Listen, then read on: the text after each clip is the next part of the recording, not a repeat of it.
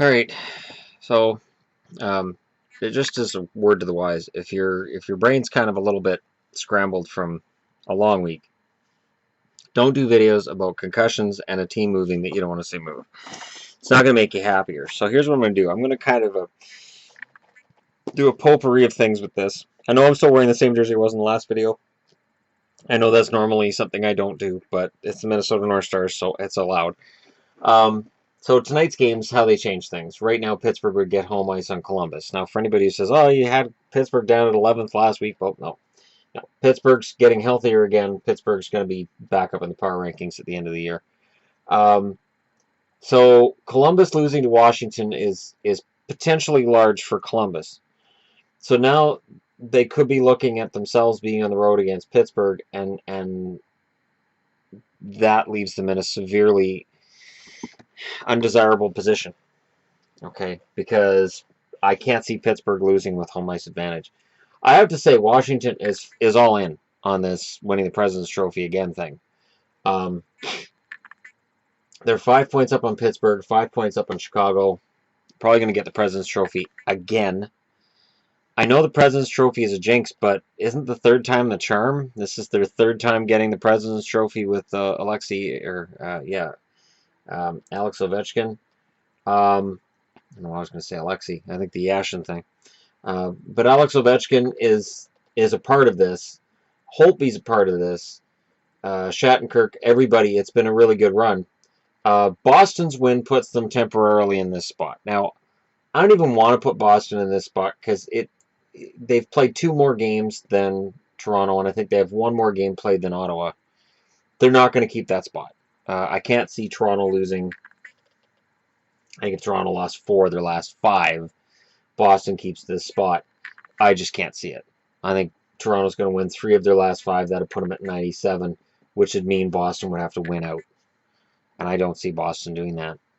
But with the 92 points, it puts them, they're still 4 points ahead of Tampa. If they can beat Tampa on Tuesday, Boston's in control of their own destiny. Right there. So Tuesday's the big game, and I wasn't happy with the last game they had against Tampa, so hopefully this one's better. Tampa, of course, had a laugher against Dallas. Dallas was up going to the third and then decided, hell, we'll all get drunk. And they didn't play the third period. Carolina is on the verge. They're 7 points out right now. They're just out of gas. Just out of gas. There's only so much time you can stay at that level, and then you run out of gas. And they just don't. It's at the wrong time. The Islanders technically are ahead of Carolina. They got 86 points. They won again today, but 5 points back. The odds of the Islanders being in are slim too. And with the loss they suffered today, Philly's out. Philly only has 3 games left. They're at 84 points. They physically can't catch the last wildcard team. So Philly's out. Philly misses the playoffs. So we have 1, 2, 3, 4, 5, 6, 7, 8, 9, 10 teams eliminated from the playoffs, and 4 more waiting to go. Yeah, 14. Sorry, my math is a little bit off. Probably due to the weekend I've had, which has been tons of fun and all that. Sorry for the shaky camera and all that. But I'm not touching these. Somebody mentioned, you should do the power rankings more often. Power rankings are done once a week. Sportsnet, ESPN, TSN, all the major websites do them once a week, because if you're doing them every other day, there's no point having power rankings. Because then it's just who won last night. Okay, well, we'll move them up. Like right now, Carolina's lost their last 2, so the odds of them staying at number 2, especially considering they're going to miss the playoffs, it's just not going to happen. But they're number 2 right now based on where they were last Thursday. So that's where they are. I updated. I've got Arizona now at 65. Yeah, if every time I call the team Phoenix, we threw money into a fund of some sort, there'd be some starving kids who are getting well fed right now. But the honest truth is that I think they will be Phoenix again. Glendale's not able to support them. I can't see them going anywhere but back to Phoenix. And when they go back to Phoenix, they may keep the name Arizona, but they're the Phoenix Coyotes. And I'm really anxious to see what happens here, because Vancouver now has really gone full tank. And all they need is New Jersey to win one game, and then they can bounce up into what's technically a tie for third with Vegas in the draft lottery standings, which is going to be exciting because that means that when I do the live reaction to the draft lottery again this year, you can watch my rage as somehow Toronto wins it. And the number one draft pick goes to Toronto. They made the playoffs. How'd they win the lottery? Ah! No, I'm just kidding. If I had to wager on who's going to win it, I'd say Detroit. Because Detroit, of all the teams right now, I think Detroit's the one that if they get that number one draft pick and if Nolan Patrick's ready to go or Nico Hischier's ready to go, I just murdered his name. Nico Hischier. If either of them are pick number one and they're ready to go, then Detroit could bounce back into the playoffs next year. I believe that based on if Mantha continues his development and if NSCU shows more upward trajectory. I mean, the kid's unstoppable on a breakaway, so all he's got to do is just put that together more in game, get more ice time, and you're good. So there's that. Now, of the teams that have missed the playoffs, which ones do I think could quickly re-engineer themselves and get right back into it? Colorado's a no. Arizona's a yes. It's going to be based on a lot of stuff. Dylan Strome, Clayton Keller, continued development of Jacob Chychrun, and just being able to solidify if they can sign free agents, get guys in who buy in and can play. If they can figure out long term is Tippett going to be the coach, if not make a replacement now. Jersey is I think a little ways away. They don't have the offensive talent. I think yesterday they said that Mike Camilleri has gone 14 games now without a goal. That's unacceptable. I remember during the summer stating that Mike Camilleri I didn't think had any market value, and I thought Jersey just had players that didn't have market value and that they were short on offensive talent. And there were certain people that didn't think that I was right about Camilleri. Looks like, sadly, I was right about Camilleri and their offensive talent. Their offense just isn't there. I believe they're third last in goals for behind Colorado and Vancouver. Vancouver, they're not going to turn around next year, but next year is going to be the continuation of what's been started this year. I guess you could say it started last year, but in reality it started this year where they finally said, all right, and they're pitching guys. No, the Sedins are not leaving. They're not going to leave. Next year will be their last year. They'll retire. They'll go back to Sweden. It's going to be a wonderful story, except to people who want to troll me about the Sedins. Detroit can definitely get back in the playoffs next year. Dallas can get back in the playoffs next year. They have to fix goaltending. Buffalo can get back in the playoffs next year. Yes, they can. They have the team. They need to work on their depth, and they need some luck with injuries next year. Winnipeg, absolutely. Florida, I don't know. I have a funny feeling Florida's going to be down for another year. They changed directions. The direction didn't work. Now, do you change directions again? Do you stay in that direction? Do you decide to give this whole team another shot? Do you stick with it for another year? I got a funny feeling you're going to stick with it for another year. So I wouldn't be surprised if Florida's down again next year. And for the team who just missed the playoffs, Philly's going to be elite soon. Philly's got to get a young goaltender who can step in and be the guy and stay the guy. Stolarz might be it. You just can't tell. Stolarz could be the answer. But they need an answer, and they need one now. Philly is a team that has a great tradition. Going back to the late 60s, they were one of the better of the initial expansion teams in 1967.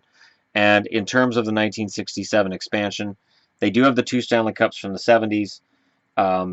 That Broad Street Bullies, that whole thing. What they seem to be going for right now is very talented blue line and a lot of depth there. I really love what they're doing there. And I really love a lot of their youthful players up front. And I do think Stolarz can be the answer. But they're going to have a veteran goalie to get them there. And Mason and Neuwirth are not there. And in terms of Neuwirth, for anybody who's wondering, he did pass out on the ice the other night, or yesterday. He's been released from hospital today. All tests appeared negative, so they're still not sure what happened to him. And I can't speculate. It could be anything. There's any number of things that can make a guy just exhausted, pass out. It could be a number of things. So I'm not going to speculate because I'm not a doctor.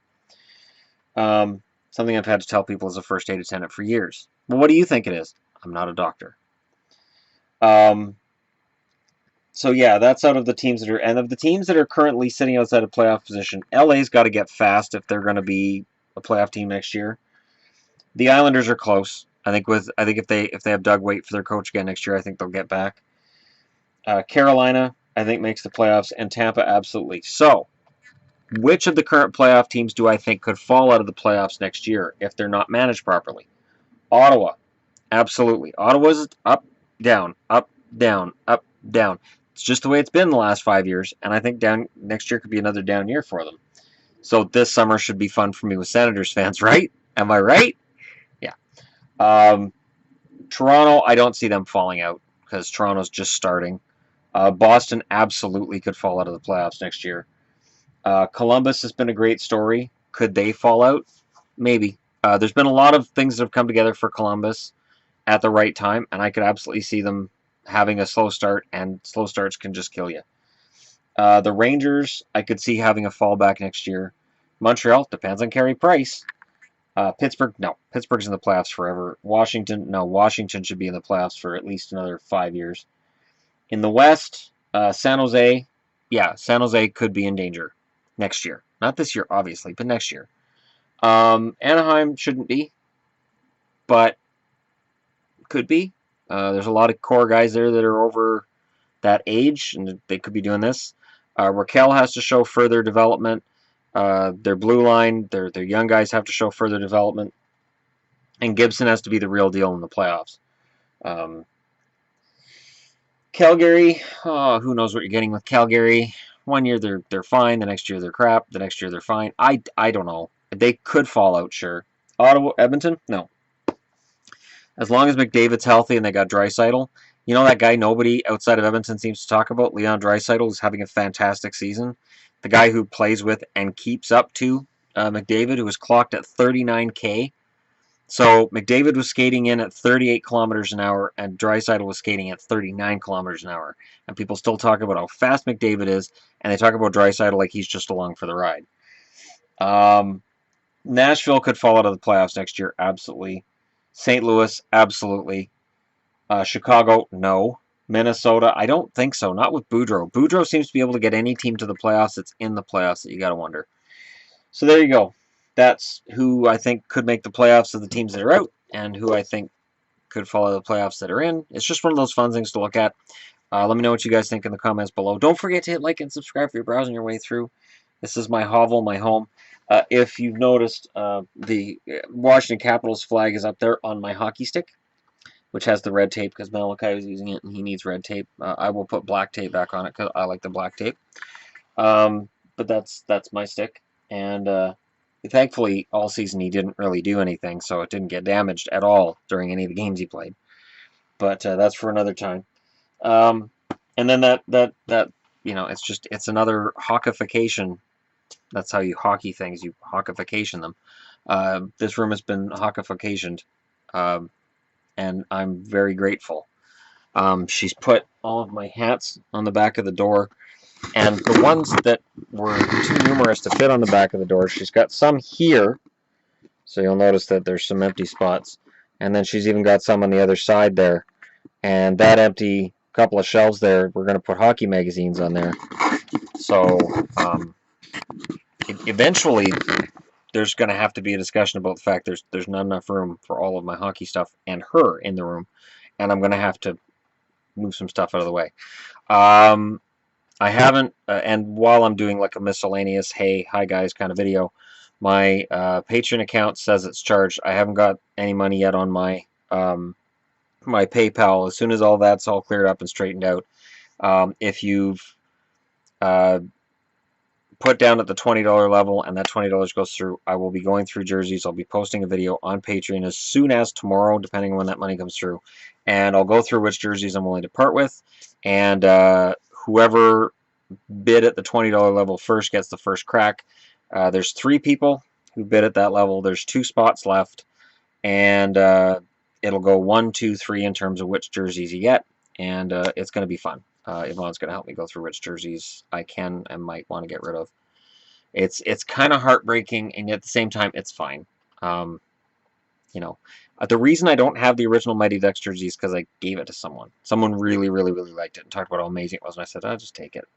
Because I wasn't really wearing it at the time, and I didn't know this was going to happen, so I didn't think having the original eggplant and green Mighty Ducks jersey was going to be a thing for me, because I hated them. So I was like, I don't care.